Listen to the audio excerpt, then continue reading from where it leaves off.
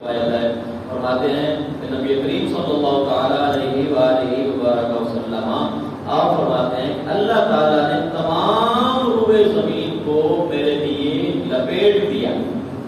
سبحان اللہ. تمام روئے زمین کو میرے لیے لپیٹ دیا اور میں نے اس کے تمام مشارق اور مغارب کو دیکھ لیا. سبحان اللہ. سبحان اللہ. ٹھیک ہے. یہ روایات میں نبی کریم صلی اللہ تعالیٰ علیہ وآلہ وسلم کے علم غیب پر دلالت کرنے والے. اور حضرت معاذ بن جبل رضی اللہ تعالیٰ عنہ آپ سے بھی ایک روایت ہے، فرماتے ہیں کہ نبی کریم صلی اللہ تعالیٰ علیہ وسلم صبح کی نماز کے لیے آنے میں دیر کی. ایک دن نبی کریم صلی اللہ تعالیٰ علیہ وآلہ وسلم نے نماز فجر پڑھانے کے لیے معمول سے تھوڑا لیٹ تشریف لائے، حتیٰ کہ عنقریب ہم سورج کو دیکھ لیتے، یعنی کہ ہمیں یہ لگا کہ ابھی سورج نکلنے والا ہے. تو پھر نبی کریم صلی اللہ تعالیٰ علیہ وآلہ وسلم جلدی تشریف لائے اور اقامت کہی گئی. تو نبی کریم صلی اللہ تعالیٰ علیہ وآلہ وسلم نے مختصر نماز پڑھائی، بھی وقت کی مناسبت سے تھوڑا سا تلاوت کر کے نماز پڑھائی.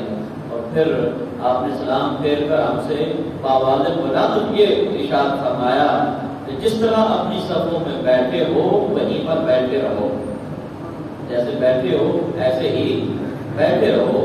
پھر ہماری طرف مڑے اور فرمایا اب تم سے یہ بیان کروں گا کہ مجھے صبح کی نماز کے لیے آنے میں دیر کیوں ہوئی. نبی کریم صلی اللہ تعالیٰ علیہ وسلم ارشاد فرماتے ہیں کہ بیٹھے رہو اور اب میں یہ بیان کروں گا کہ مجھے آنے میں دیر کیوں ہوئی ہے. فرماتا ہے کہ میں رات کو اٹھا اور وضو کر کے میں نے اتنی نماز پڑھی جتنی میرے لیے مقرر کی گئی ہے، جو اللہ کا حکم تھا، جو میں نے نماز تہجد کی بات ہو رہی ہے ادا کی. پھر مجھے نماز میں اونگ آئی، پھر مجھے گہری نیند آ گئی، میں سو گیا اور اچانک میں نے اپنے رب کو بڑی خوبصورت طریقے سے اللہ کی زیارت کی، رب کو دیکھا میں نے. اللہ تبارک و تعالیٰ نے فرمایا کہ اے محمد صلی اللہ تعالیٰ علیہ وآلہ وسلم، میں نے کہا اے میرے رب. اللہ فرماتا ہے کہ اے محمد صلی اللہ تعالیٰ علیہ وآلہ وسلم. اس کا تمہارا جب میرے رب نے مجھے یہ کہا نا اے محمد، تو میں نے کیا کہا؟ میں نے عرض کیا اے میرے رب میں حاضر ہوں. یہ ہے نا پیار کی ایک بات، اے اللہ میں حاضر ہوں. فرمایا کہ اے پیارے محبوب کہ مالا والا کس چیز میں بحث کر رہے ہیں؟ ملائکہ فرشتے کس چیز میں بحث کر رہے ہیں؟ تو آپ کو کہتے ہیں یا اللہ آپ کو پتہ ہے، آپ کو پتا ہوگا کہ کس لیے بحث کر رہے ہیں. تو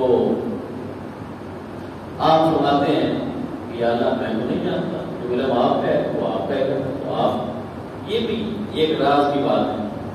تو آپ نے کہا کہ میں نے دیکھا کہ اللہ تبارک و تعالیٰ نے اپنا ہاتھ میرے دو قدموں کے درمیان رکھا، جیسے اس کی شان ہے، جیسے اس کی شان ہے. یعنی کہ آپ اپنے ہاتھوں سے اس کو تشبیہ بھی نہیں دے سکتے، جیسے اس کی شان ہے.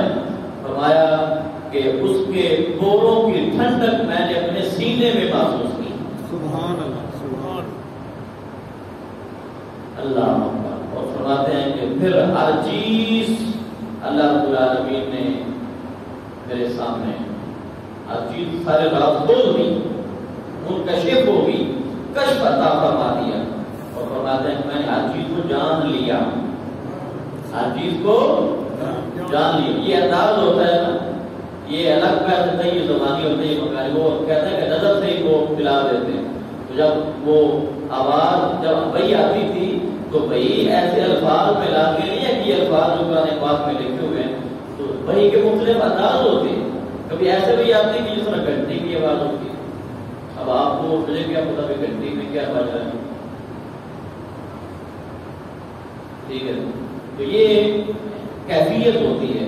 وہ کہتے ہیں کہ پورے سمندر کو پوزے بھی بند کر دیں اللہ. تو اللہ رب العالمین نے اپنے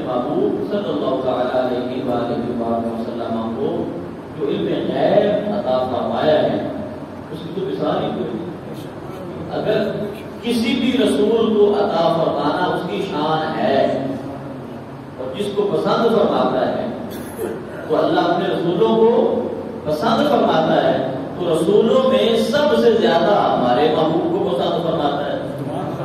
تو پھر یہ ماننا پڑے گا، قرآن پاک کا یہ فیصلہ ہے کہ اللہ پاک علم غیب کسے دیتا ہے؟ جس کو یہ جملہ آپ نے یاد رکھنا ہے، بخاری میں تنقید نہ بھی یاد ہے تو یہ جملہ آپ نے یاد رکھنا ہے۔ 179 نمبر روایت ہے سورہ عمران کی 14 پارہ، یہ آپ نے یاد رکھنا ہے کہ اللہ پاک فرماتا ہے کہ ہر ایک کو علم غیب دینا بھی میری شان نہیں ہے۔ یعنی کہ ایسے نہیں ہے کہ جس طرح آپ گھر میں کوئی زیور ہو تو چھوٹے بچے کو پکڑاتے ہیں، چھوٹے بچے کو پکڑایا زیور نہیں، آپ اسے سنبھال کے رکھتے ہیں، اپنے گھر والی کو دیں گے، اس میں نہ ہوتے کو دیں گے۔ جیسا ہمارے پنجابی میں ایک مثال ہے بڑی خوبصورت کہ فلانا تو کہاں کو ڈھول مروائی گئی، یعنی کہ نائل کو چیز دے دی۔ اللہ پاک ایک فرماتا ہے کہ ہم بھی وہ ایسی وکراواں کو ڈھول نہیں مروائی کرتی، لیکن یعنی کیا ہے ماں کان اللہ ریاضت المؤمنین علی ما انتم علی عطاء الرسول من الطیب وما کان اللہ لیطلعکم علی الغیب۔